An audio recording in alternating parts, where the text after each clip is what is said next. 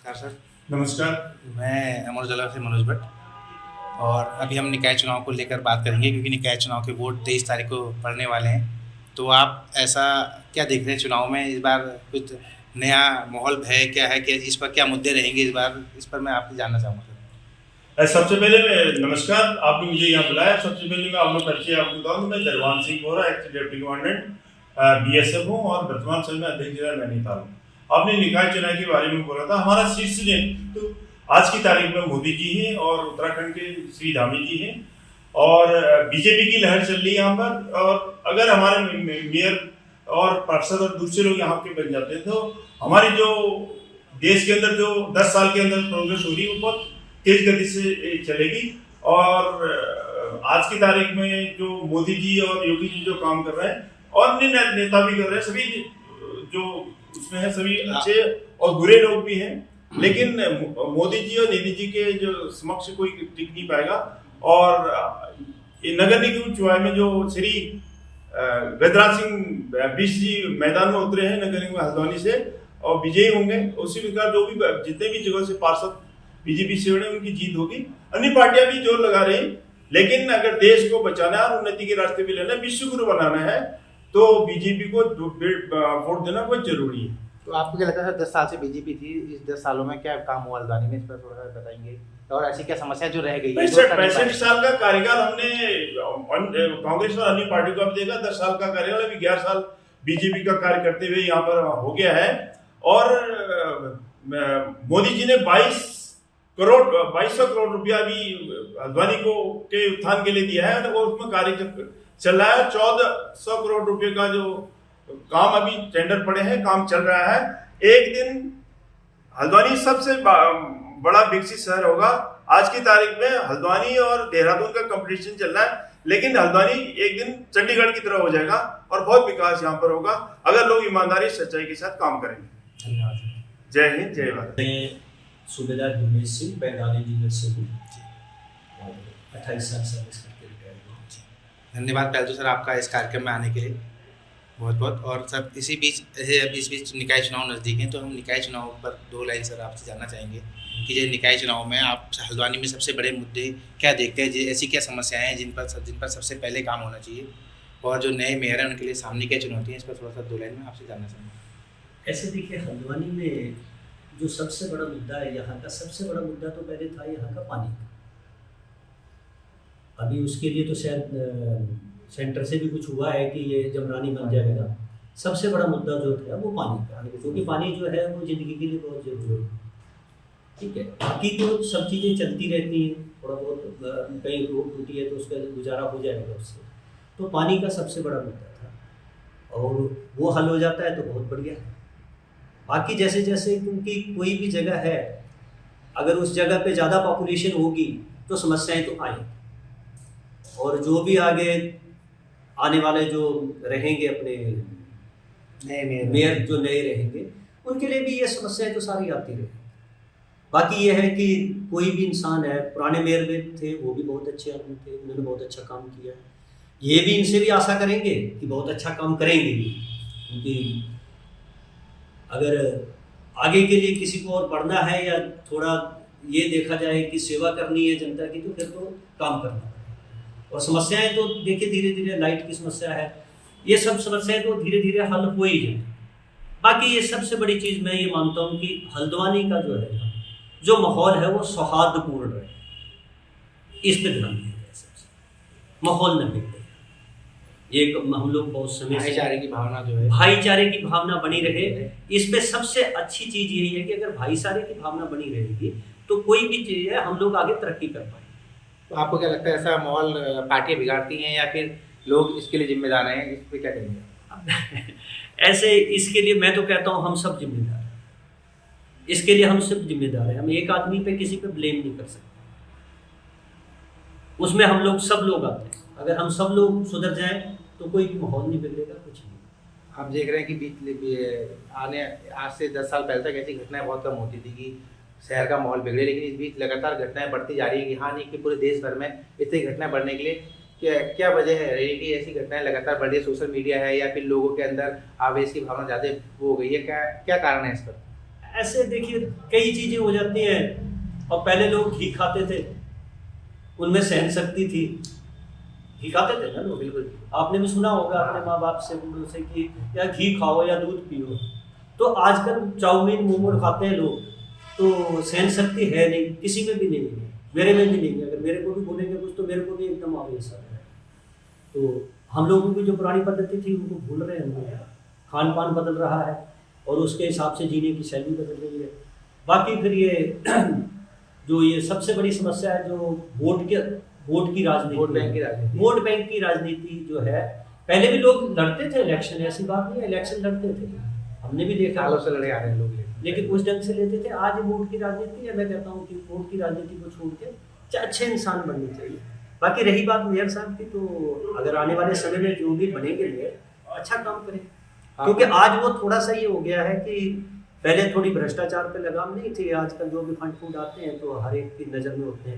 नहीं तो आप लोग भी उठा लेते हैं उसको, इन मामलों को आप लोग भी उठा लेते हैं ना कि वहाँ से उसने भ्रष्टाचार कर दिया, वहाँ से खा लिया। ठीक है, धन्यवाद सर। और कुछ पूछना चाहते हैं? बस सर एक लाइन ये पूछना चाहूँगा, अभी जैसे दोनों पार्टियां अभी चुनाव प्रचार में ताकत झोंक रही हैं, तो एक आपके पूर्व सैनिक पृष्ठभूमि से भी एक प्रत्याशी है मेयर के, भुवनचंद पांडे, तो उनके लिए क्या कहेंगे आप? वो अगर चुनाव मैदान में हैं तो उनको किस उसमें देखना है? भुवनचंद पांडे हैं प्रत्याशी मेयर के। अच्छा, वो पूर्व सैनिक रहे हैं, वो भी मेयर के चुनाव में हैं, तो उनके लिए वो आप किस तरह देखते हैं उनको मुकाबले में? देखिए मैं अभी थोड़ी देर पहले बात हो रही थी तो मैंने एक बात कही थी कि हम लोगों का जो एक्स सर्विसमैन है ना, हम लोगों का उद्धार तभी हो सकता है अगर पार्टी हमारे को सिंबल बनाए, कोई भी पार्टी। जो आज वोट की राजनीति है उसके हिसाब से बिना सिंबल के कोई भी आदमी नहीं जीत सकता। निर्दलीय कोई नहीं आगे बढ़ सकता है, निर्दलीय कोई आगे नहीं बढ़ सकता है? बहुत मुश्किल है, बहुत मुश्किल। कितना ही बड़ा चेहरा, क्योंकि वो कितना भी बड़ा चेहरा हो, मैं पहले भी वही चीज बोल रहा हूँ, कितना भी बड़ा चेहरा हो, लेकिन जब तक पार्टी सिंबल नहीं देगी। फिलहाल अभी तक के जो चुनावी समीकरण है, तो आप किस पार्टी को आगे देख रहे हैं? भाजपा, कांग्रेस या अन्य किसी? अगर सच पूछते हैं तो मैं ये बोलूँगा कि अभी जब वोट पड़ जाएंगे तो अपने आप पता चल जाएगा, आपको भी पता चल जाएगा। बाकी सब नहीं, एक आप वो तो वोट पड़ने के बाद तो गिनती होगी, रिजल्ट सबका आएगा, लेकिन अभी आपकी नज़र में अगर चुनाव आज के दिन में हो जाए तो कौन सी पार्टी आगे है आपके साथ? नहीं, कहा पूरी राजनीति की बात कर रहे हैं, केवल हल्द्वानी के संदर्भ में मैं कहना चाह रहा हूँ। तो हल्द्वानी की तो हो ही रही है ना, फिर हो ही रही है, इलेक्शन तो हो रहा है, मेयर के इलेक्शन में भी कौन सी पार्टी आपकी नज़र में आगे है? अच्छा देखिए, मैं तो हूँ भाजपा से, तो मैं तो यही बोलूँगा कि भाजपा आगे है। सीधी स्पष्ट बात है। जी जी जी। क्योंकि मैं भारतीय जनता पार्टी से हूँ, तो मैं तो यही बोलूँगा। आप एक पद में भी हैं भारतीय जनता पार्टी में? हाँ, मैं बूथ अध्यक्ष हैं। किस क्षेत्र से? हम लोग ये 60 विधानसभा जो है कालरंगी बंशीधर भगत जी जो है, जी जी, उनकी विधानसभा में आते हैं लोग, तो उसमें पहले मैं अभी तो क्या रखे थे होगा चुनाव, तो उसमें बूथ अध्यक्ष और सबसे बढ़िया अगर यहाँ कोई विधायक है तो सबसे अच्छे विधायक है बंशीधर, क्योंकि वो उनके आप उनको देखना हो। इस बार तो उनका कार्यकाल खत्म हो रहा है, अगली बार अगर नए भाजपा के पास नया चेहरा कौन है, अगर आप इस पर एक लाइन पूछूं आपसे? ये समय बताएगा, समय आएगा। हल्द्वानी में जैसे निकाय चुनाव 23 तारीख को होना है, तो आपको क्या लगता है हल्द्वानी निकाय चुनाव में सबसे बड़ा मुद्दा क्या होना चाहिए? ऐसा कौन से नेताओं को ऐसे अपनी क्या प्राथमिकता होनी चाहिए जो शहर की सबसे बड़ी समस्या है, जिनको सबसे पहले हल करें? उस पर मैं बस 2 लाइन जानना चाहूँगा आपसे। सबसे पहले समस्या क्या है यहाँ का निकाय के चुनाव में? एक तो लोगों की जो खास जो मूलभूत आवश्यकताएं हैं, पानी की समस्या, बिजली की समस्या, स्ट्रीट लाइट से हैं, रोड कम्युनिकेशन से है, ट्रैफिक को कंट्रोल करना है, इस पर जो है सबसे पहले देखना है। और दूसरा जो है यहाँ पर जो ज्वलंत मुद्दे आज हमारे शहर में आज हो रहे हैं, उन पर खास ध्यान दिया जाना चाहिए, और जिससे जो है केवल एक पॉलिटिक्स से नहीं होगा, उसको जो है आपको जमीन में उतारना पड़ेगा। तो आपको कौन सा ऐसा प्रत्याशी लगता है जो आपकी नज़र में दोनों ऐसे बड़े मुद्दों को सही तरह से सरलता से हल कर सके? नहीं सर, अब ऐसा ना, इस बारे में अभी से इतना कहना बड़ा मुश्किल है। अब प्रत्याशी तो सभी अच्छे होते हैं, लेकिन जब तक हम उनको किसी विशेष आप किस प्रत्याशी को मौका देना चाहेंगे? अगर इससे पहले भाजपा को मौका दिया है, 2 बार भाजपा रह चुकी है लगातार बोर्ड में, और भाजपा के काम होने के बाद भी शहर में कई समस्याएं, जैसे जाम की समस्या बनी हुई है, बहुत बड़ी समस्या जाम की बनी है, पानी ग्रामीण क्षेत्रों में आए दिन ट्यूबवेल फूकते रहते हैं।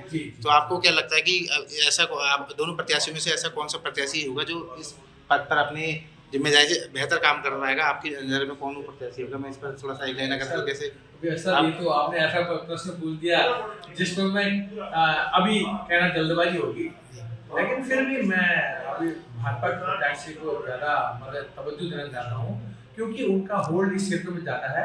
जैसा कि पहले भी हमारे प्रधानमंत्री मोदी जी ने कहा है कि जो है डबल इंजन की सरकार जब होती है और प्रदेश में भी, सेंट्रल में भी और राज्य में भी, तो क्षेत्रीय मुद्दों के ऊपर ज़्यादा ध्यान देगी। और 3 इंजन हो जाएंगे, फिर 3 इंजन हो जाएंगे, तो उसमें सुगमता होगी। लेकिन ये कहना मुश्किल है कि सर कौन अच्छा काम करे, कौन नहीं कर पाएगा। किसके पास बेहतर विजन है? देखो विजन अब तक की बातों में आपने सुना होगा, इतनी चुनावी रैलियां हो गई हैं, इतनी कई प्रत्याशी घर घर आके वोट मांग रहे हैं, तो थोड़ा सा एक पता चल जाता है प्रत्याशी की बातों से कि किस प्रत्याशी में शहर को सुरक्षित और संवारने का एक थोड़ा सा दमखम लगता है आपको कि किस प्रत्याशी की बातों में आप दोनों मिले ना। शासन और प्रशासन के बारे में यदि मैं कुछ बोल जाऊंगा तो मेरे लिए अतिशयोक्ति होगी, क्योंकि ऐसा ना, मैं इतना बड़ा व्यक्ति तो हूँ नहीं जो मैं किसी को एक एनालाइज करके बता सकूं कि वो बहुत अच्छा काम करेंगे। हाँ, जो मेयर के प्रत्याशी जो है हमारे मुख्य रूप से बीजेपी के गजराज सिंह बिस्ली हैं, हाँ, और कांग्रेस के ललित जोशी, मिस्टर ललित जोशी जी हैं। प्रत्याशी दोनों अच्छे हैं। देखो, हमें किसी की बड़ाई या किसी की बुराई नहीं कर सकते। हाँ, ये है विजन दो अच्छा होना चाहिए, जो लोकहित में हमारे क्षेत्रीय समस्याओं को लेकर के जिसकी अच्छी भावनाएं है वो होना चाहिए। मेरा मकसद यही है। बाकी जीते कोई भी ठीक है, मगर ग्राउंड में हर कोई किसी को काम करना चाहता है, जो लोग जिससे संतुष्ट हो जाए और लोगों की जन समस्याएं जल्दी से जल्दी समस्या सॉल्व होनी चाहिए और उनको सहूलियत मिले। आपके पूर्व सैनिकों की ऐसी कोई मांग है जो अगर मेयर से, अगर कोई जो भी मेयर आएगा, आप लोग उनके सामने रखें, ऐसी कोई सबसे बड़ी समस्या हो? मेरी मांग ये है मेयर महोदय से यहाँ आए, नए मेयर तो नहीं, यहाँ पर जो है हमारे नगर निगम के अंदर जैसे 60 पार्षद हैं, उनमें से करीब 10 से 15% उनका प्रतिनिधित्व होना चाहिए। और उसके अलावा हमारे नगर निगम के अंदर एक ऐसा ऑफिस खोला जाए जो पूर्व सैनिक जिसको संचालित करे, और हमारे पूर्व सैनिक, क्योंकि ये हमारा सैनिक बहुल क्षेत्र है और जिसमें ज़्यादा से ज़्यादा लोग आए और अपनी अपनी समस्याओं को लेकर आए, और उनको जो सेवारत हैं और जो रिटायर आए हैं उन सबकी समस्याओं का जो है समाधान शासन प्रशासन के माध्यम से उचित तरीके से किया जा सके। यही मेरा कहना है, क्योंकि ऐसा होता है साहब, जो हमारा पूर्व सैनिक है जो भी सेवारत है वो बहुत सुदूर क्षेत्र में है, चाहे चाइना बॉर्डर के साथ हो, पाकिस्तान बॉर्डर के साथ हो, या फिर नेपाल बॉर्डर के साथ है, बांग्लादेश बॉर्डर के साथ है। आज देखिए आप वहाँ क्या कंडीशन चल रही है, वहाँ के उनके बच्चे बेचारे यहाँ अकेले रहते हैं। पहाड़ों से लोग अपने बच्चों को पढ़ाने के लिए हल्द्वानी जैसे शहर में छोटे छोटे कमरे लेके रहते हैं। उनकी छोटी छोटी समस्याएं होती हैं, जैसे कोई बेचारा 15 साल 20 साल नौकरी करने के बाद मुश्किल से एक प्लॉट ले पाता है, और वहाँ पर के यहाँ पर जो वो है भू माफिया है, वो जबरन कब्जा बना करके वो कहते हैं कि हथियाने की कोशिश करते हैं और उसको बेदखल करने की कोशिश करते हैं, वहाँ मकान बना देते हैं। वो अपना क्या कहते हैं रसूख पैसे के बल पे, नेता क्या कहते हैं पॉलिटिक्स के बल पे, या उनका एक अच्छा होल्ड करके या साम दाम दंड भेद अपना करके हथियाने की कोशिश करते हैं, उससे वो मुक्ति मिल जाए। तो ये तभी संभव हो सकता है जब सरकार, शासन और प्रशासन पूर्व सैनिकों के लिए गहराई से सोचे, तभी ये संभव। धन्यवाद, अन्यथा नहीं हो सकता। धन्यवाद। बड़ी समस्या हल्द्वानी शहर की क्या लगती है जिन पर सबसे पहले काम होना चाहिए? जो भी नया मेयर है उसको उन समस्याओं पर पहले प्राथमिकता से काम करना चाहिए, ऐसी कौन सी समस्याएं हैं? सर, मैं आपको बताना चाहता हूँ कि डॉक्टर जोगिंदर सिंह गौतरा जी ने जो प्रयास किए यहाँ पे, जैसे कि हमारा सड़क का निर्माण है, अतिक्रमण इत्यादि जो भी हुआ है, सिविल लाइन जो बिछी हुई है, सिविल लाइन बिछ तो गई है लेकिन अभी कंप्लीट नहीं हो पा रही है क्योंकि ये नगर निगम के चुनाव चल रहे हैं। सड़कें खुद ही पड़ी हैं। जिस सक्रियता के साथ उन्होंने काम किया है, उसी सक्रियता के साथ जो आने वाले मेयर हैं वो भी उस कार्य को। आपको ऐसा लगता है कि दोनों प्रत्याशी में से कोई ऐसा प्रत्याशी है जो उनकी तरह काम कर पाएगा शहर में? मैं ऐसा तो नहीं कहूँगा, क्योंकि सर जिसको जिस पद का जो दायित्व दिया जाता है उसका निर्वहन उसको बड़ी कर्तव्य निष्ठा के साथ करना चाहिए और ईमानदारी के साथ करना चाहिए, क्योंकि ये सारे कार्य जनहित में होते हैं।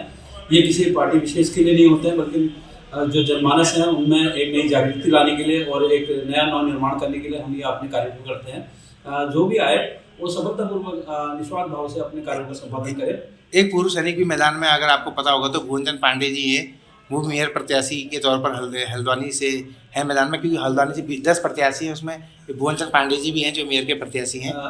देखिए, हमारी तो शुभकामनाएं हैं, क्योंकि हम पूर्व सैनिक हैं और पूर्व सैनिक का दायित्व बनता है कि वो अपने परिवार के लिए नहीं बल्कि समाज के लिए जो कार्य करता है उसकी बड़ी कर्तव्य निष्ठा के साथ वो अपने कर्तव्यों का निर्वहन करता है। तो मैं चाहूँगा कि उनके लिए हमारी शुभकामनाएं हैं कि वो सफल हों और यहाँ के जो हल्द्वानी का नव निर्माण है उसमें अपनी महत्वपूर्ण भूमिका निभाएं।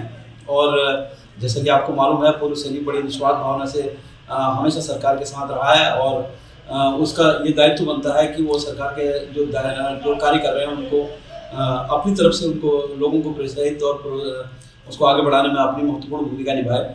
उसी के लिए हम पूर्व सैनिक सब लगे हुए हैं और सरकार बहुत अच्छा काम कर रही है। मैं सरकार को विशेष रूप से बधाई देना चाहूँगा कि जो कार्य बचे हुए हैं उनको भी सफलतापूर्वक करवा दें।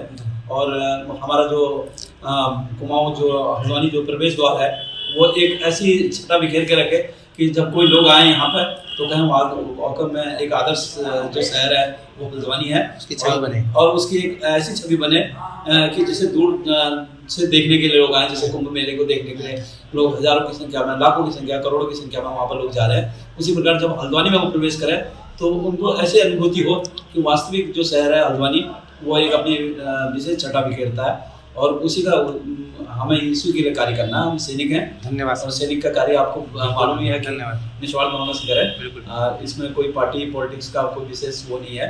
और जैसे जोगिंदर सिंह रौतेला जी ने मैंने कहा पूर्व में भी, उन्होंने बहुत अच्छे कार्य किए हैं, उनको मैं विशेष रूप से बधाई देता हूँ। और मैं कहूँगा कि सर जो भी आपकी तरफ आया आपके पद चिन्हों पर चलते हुए एक नवनिर्माण करें और एक आदर्श शहर का निर्माण हो और हम गौरवान्वित हो सकें कि हल्द्वानी एक ऐसा शहर है जो आने वाले समय में सबके लिए उधर प्रतिष्ठित करेगा, ऐसा मेरा विश्वास है। धन्यवाद। धन्यवाद सर। अमर उजाला जीवांजलि के सारथी की मदद लें और महाकुंभ में स्नान जरूर करें।